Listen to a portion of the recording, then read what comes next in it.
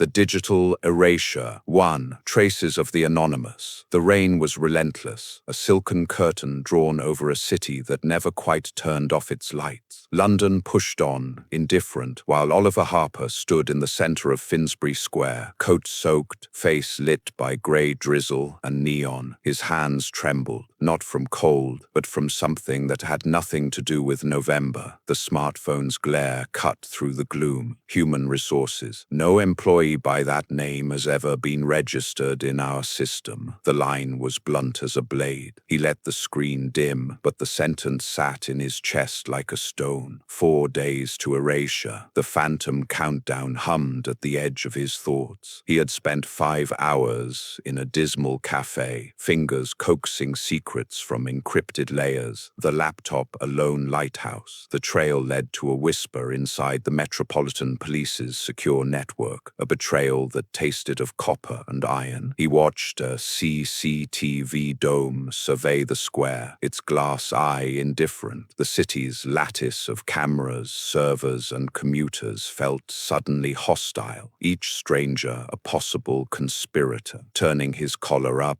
he set off along wet pavement, steps deliberate. At the underground entrance, a figure materialized from the mist. Silhouette impossible to mistake. Recognition hit like a bruise. The smile that curved the stranger's mouth was faint and wrong. A mentor's face, now an adversary's. The next move was his, and his alone.